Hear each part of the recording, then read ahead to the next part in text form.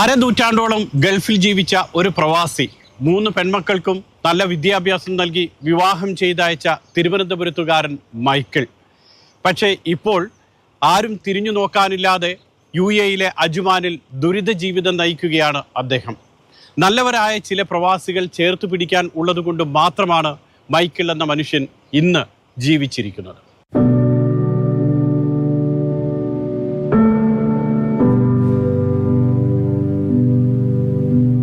എന്നെ അന്വേഷിച്ചാൽ അവരൊക്കെ വീണു പോകും, ഫൈനാൻഷ്യലി അവർ വീണു പോകും എന്നാണ് അവർ വിചാരിച്ചിരിക്കുന്നത്. പക്ഷേ എനിക്ക് അതിനേക്കാളും ഞാൻ കാശ് സമ്പാദിച്ചു, എനിക്കിപ്പോൾ കിട്ടാനുണ്ട്. ഇവിടെ നേരത്തെ ഹോസ്റ്റലിൽ ആയില്ല, അതിനുശേഷം തന്നെ ആരും നോക്കാനും വന്നില്ല, എടുക്കാനും വന്നില്ല. അത്രയാണ് എനിക്ക് മനസ്സിലായത്. എൻ്റെ വേണ്ടത്തട്ടുള്ളവരൊക്കെ എല്ലാം വെറുത്തു എന്നുള്ളതാണ്. പിന്നെ ഇങ്ങനെ സംസാരിക്കുന്നു, നടക്കുന്നു. അരനൂറ്റാണ്ടോളം UAE ജീവിച്ച് മക്കളെ പഠിപ്പിച്ച് വിവാഹം ചെയ്തയച്ച മൈക്കിളേട്ടന്റെ ഇന്നത്തെ അവസ്ഥയാണ് ഇത്. ശരീരം തളർന്നു, കൈകാലുകൾക്ക് ശേഷിയില്ല, കണ്ണിന്റെ കാഴ്ചയും ചെവിയുടെ കേൾവിശക്തിയും പേരിനു മാത്രം. ഇരിക്കാനും കിടക്കാനും നടക്കാനുമെല്ലാം പരസഹായം വേണം. ഷാർജയിലെ സ്വകാര്യ ആശുപത്രിയിലെ ചികിത്സയ്ക്ക് ശേഷം ഡിസ്ചാർജ് ചെയ്തപ്പോൾ കൂട്ടിക്കൊണ്ടുപോകാൻ ആരും എത്തിയില്ല. ആരോഗ്യവും പണവുമില്ലാത്തവരെ ആര് തിരിഞ്ഞു നോക്കാൻ?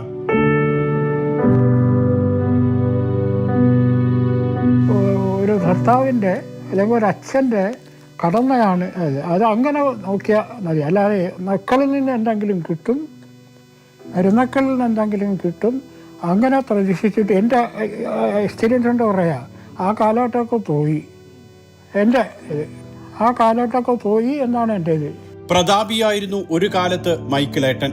AC മെക്കാനിക് പഠിച്ച് ഗൾഫിലെത്തിയ മൈക്കിളിന് കൈനിറയെ ജോലി, പണം. സ്വന്തമായി 2 കമ്പനികൾ തുടങ്ങി. എല്ലാം നല്ല നിലയിലായിരുന്നു. മക്കളെ ഗൾഫിൽ തന്നെ പഠിപ്പിച്ചു. ഭാര്യയും കൂടെയുണ്ടായിരുന്നു. പക്ഷേ കോവിഡ് കാലത്ത് ഓരോന്നായി ക്ഷയിച്ചു തുടങ്ങി.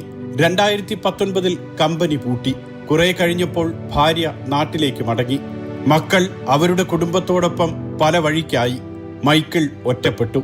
2022 വിസ കാലാവധി കഴിഞ്ഞതോടെ മൈക്കിളിന്റെ ലോകം പൂർണ്ണമായും ഇരുട്ടിലായി.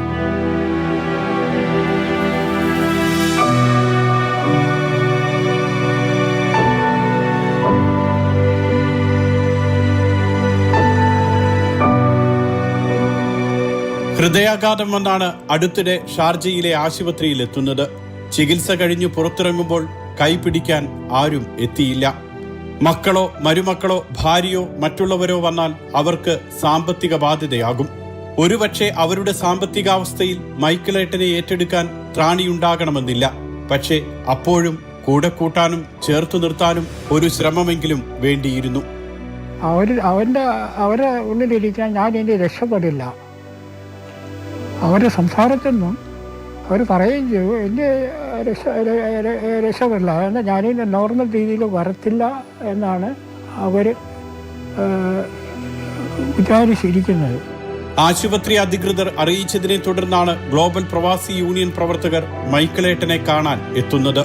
അന്നു മുതൽ നല്ല മനസ്സുള്ള ആ മനുഷ്യർ മൈക്കിളേട്ടനെ ചേർത്തു പിടിച്ചു. കണ്ടത് വളരെ ദയനീയമായൊരവസ്ഥ. 2 ദിവസമായി ഇദ്ദേഹത്തിന് അവിടുന്ന് ഡിസ്ചാർജ് ചെയ്തിട്ട്. ഇദ്ദേഹത്തിന് നടക്കാൻ പറ്റില്ല, ഹൈ ഡയബറ്റിക് ആണ്, അതേപോലെ കണ്ണ് കാണൂല, ചെവി കേൾക്കില്ല, ഇങ്ങനെ പല വിഷയങ്ങളും ഇദ്ദേഹത്തിനുണ്ട്. പക്ഷേ ഹോസ്പിറ്റലിൻ്റേതായിട്ടുള്ള ലിമിറ്റേഷൻസ് ഉണ്ടല്ലോ. അപ്പോൾ അവർ ഡിസ്ചാർജ് ചെയ്തതിന് ശേഷം ഇവരെ മക്കളെയും ബന്ധുക്കളെയൊക്കെ ബന്ധപ്പെടാൻ വേണ്ടിയിട്ട് ഒരുപാട് ട്രൈ ചെയ്തു. ഇദ്ദേഹത്തിൻ്റെ മകളും മരുമകനും ഇവിടെ ഉണ്ട്. എന്നതിന് ശേഷം നമുക്ക് ഫോൺ നമ്പർ തന്നിട്ട് നമ്മൾ വിളിച്ചു അവരെ. അപ്പോഴൊക്കെ അവർ പറയുന്നത് എന്താണെന്ന് വെച്ച് കഴിഞ്ഞാൽ ഇദ്ദേഹം അവർക്കൊരു സാമ്പത്തിക ബാധ്യത ആവും എന്നുള്ളതാണ്. അപ്പോൾ അതുകൊണ്ട് അവർക്ക് ഇദ്ദേഹത്തിനെ കൊണ്ടുപോകാനോ നോക്കാനോ സാധിക്കില്ല. നാട്ടിൽ ബന്ധപ്പെടുമ്പോഴും ഫിനാൻഷ്യലായിട്ടുള്ള അല്ലാത്ത എന്ത് കാര്യവും നിങ്ങൾ ഇങ്ങോട്ട് വിട്ടോ, ഞങ്ങൾ നോക്കിക്കോളാം എന്നാണ് അവർ പറയുന്നത്. ആരും നോക്കാനില്ലാത്ത മൈക്കിളേട്ടനെ പ്രവാസി യൂണിയൻ പ്രവർത്തകർ കൈവിട്ടില്ല. യൂണിയന്റെ വനിതാ നേതാവ് ഡോക്ടർ സൽമ മൈക്കിളേട്ടനെ സ്വന്തം വീട്ടിലേക്ക് കൂട്ടിക്കൊണ്ടുവന്നു. ഇദ്ദേഹത്തിന് 3 പെൺകുട്ടികളാണ്. ഞാനും അതേ ഒരവസ്ഥയിലുള്ള ആളാണ്. ഞങ്ങളും 3 പെൺകുട്ടികളാണ്. അപ്പോൾ ഞാൻ ചിന്തിച്ചതെന്ന് വെച്ചിട്ടുണ്ടെങ്കിൽ സ്നേഹം, നമ്മൾ എന്തോ നിർഭാഗ്യവശാല് ഇദ്ദേഹത്തിന് സ്നേഹം നിഷേധിക്കപ്പെട്ടിട്ടുണ്ടാവണം. അപ്പോൾ തീർച്ചയായിട്ടും ഇപ്പം നമ്മളിവിടെ ഉണ്ട്, നമ്മൾ ഉപ്പയമ്മയൊക്കെ നാട്ടിലാണ്. അപ്പം അങ്ങനെ ഒരു സ്നേഹം കൊടുക്കാൻ കഴിയുന്നുണ്ടെങ്കിൽ നല്ല കാര്യമല്ലേ എന്ന് കരുതിയിട്ട് അങ്ങനെ പോയതാണ് അങ്ങോട്ട്. സൽമയും ഭർത്താവും മകനും മൂത്താപ്പയെ പോലെയാണ് മൈക്കിളേട്ടനെ പരിചരിക്കുന്നത്. കുളിപ്പിച്ച് വസ്ത്രം മാറ്റി ഭക്ഷണം കൊടുക്കും. മരുന്ന് മുടങ്ങാറില്ല. ഇതിനെല്ലാം അപ്പുറമാണ് അവർ നൽകുന്ന സ്നേഹം. ഏതോ മുജ്ജന്മ ബന്ധം പോലെയാണ് നമുക്ക് തോന്നുന്നത്. കാരണം അത്രയും നിസ്സഹായനും സ്നേഹസമ്പന്നനും എല്ലാവരോടും ഒരുപാട് കരുതലുള്ള ഒരാളായിട്ടാണ് എനിക്ക് തോന്നിയത്.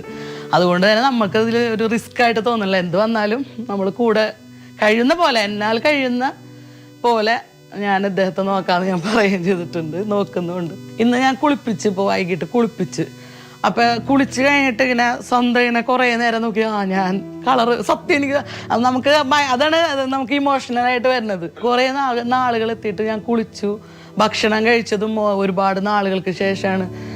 വീണ്ടും തരുമോ എന്നൊക്കെ ചോദിക്കുമ്പോഴേ നമുക്കതൊന്നും ഇന്നത്തെ കാലത്തൊന്നും അങ്ങനെ അറിയില്ല നമുക്ക്.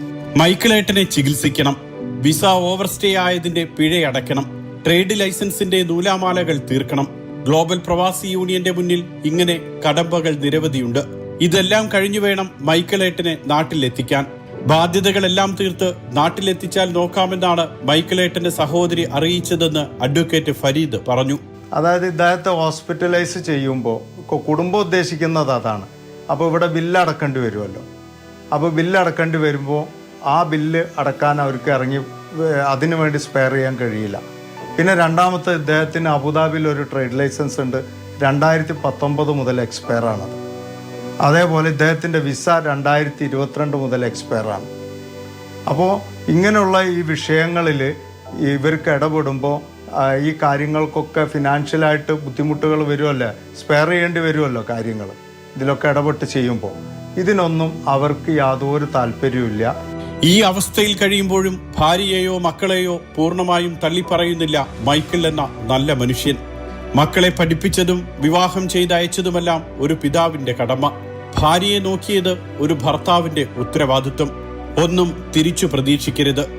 ഒരിക്കൽ പോലും കാണാത്ത, ഇന്നലകളിൽ നമ്മളെ അറിയാത്ത ആരെങ്കിലുമൊക്കെ നമ്മളെ തേടിയെത്തും. അങ്ങനെയുള്ളവരാണ് ഇപ്പോൾ ഈ മനുഷ്യന്റെ കരുത്തും പ്രതീക്ഷയും.